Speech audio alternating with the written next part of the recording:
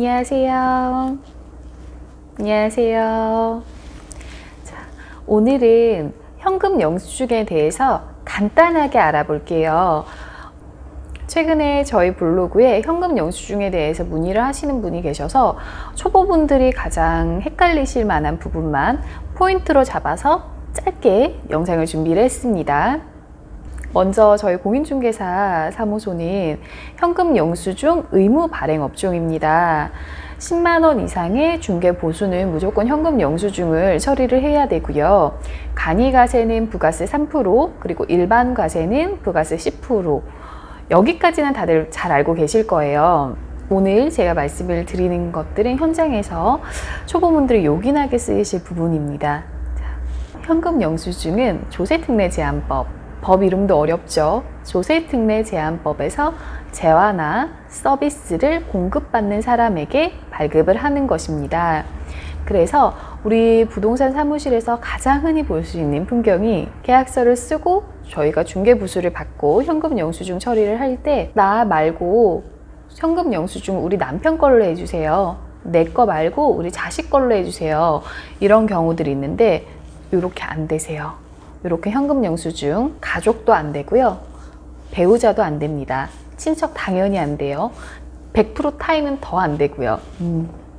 무조건 재화와 서비스를 공급받은 자, 예를 들어서 매도인 아니면 매수인 그리고 임대인, 임차인 이렇게 본인만 현금 영수증을 발급을 받을 수가 있습니다. 그러면은 공동명의 같은 경우에는 어떻게 해야 될까요? 우리 집 공동명의가 두 분이에요.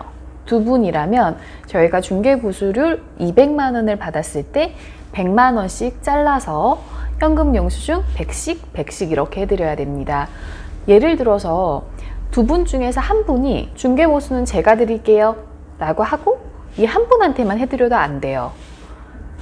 중개보수는 제가 드릴게요 라고 해서 한 분이 200만 원을 다 주셨어도 100만 원, 100만 원 이렇게 잘라서 현금 영수증 처리를 해 주셔야 돼요. 근데 만약에 이 두 분이 부부다. 부부 같은 경우에는 두 분 중에 한 분에 몰아서 200만 원 해드려도 됩니다. 하지만 타인 같은 경우에는 반반 나눠서 현금 영수증 처리해 드려야 되고요. 공동명의인이 8명이다 라고 하면 8개 쪼개서 현금 영수증 처리해 드려야 돼요. 그리고 여러분들이 많이 헷갈려 하시는 부분을 하나 오늘 정리를 해 드릴 거예요. 우리 일반적인 임대차 계약을 할 때 임대차 기간이 예를 들어서 24개월이라고 할게요.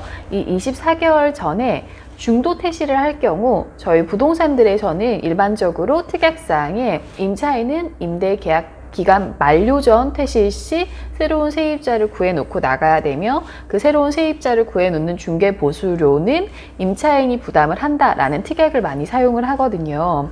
물론 이 부분에 대해서는 법원의 판결에서는 약간 해석이 다를 수도 있습니다.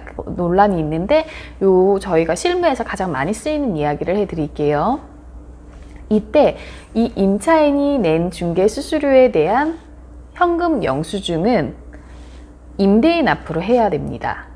이 부분 좀 의아하시죠? 하지만 제가 앞에서 말씀드렸다시피 조세특례제한법상 현금 영수증을 발급해야 되는 사항은 재화나 서비스의 공급을 받은 자이기 때문에 우리 이 재화나 서비스 공급을 받은 사람은 임대인이에요. 그렇기 때문에 임대인 명의로 현금 영수증을 발급을 해야 되고요. 이 부분에 대해서 많이들 어려워하시고 헷갈려 하시기 때문에 제가 이 영상을 준비를 했습니다. 사실 이 이야기를 하려고 이 영상을 준비를 했어요. 그리고 마지막으로 당부드리고 싶은 말씀이 하나 있어요. 특히 초보 중개사분들이 많이들 겪으시는 부분에 대해서 이야기를 해드리려고 하는데 우리 잔금 치르면서 우리 중개 보수 받을 때 손님들이 나는 현금 영수증 필요 없다고 깎아달라고 이렇게 말씀하시는 분들 많으시거든요. 근데 안 돼요. 보수를 깎더라도 무조건 현금 영수증은 신고를 하셔야 돼요. 왜냐하면 이게 나중에 미신고에 대한 발목을 잡힐 수가 있기 때문에 이 부분에 대해서 정말 조심을 하셔야 되고요.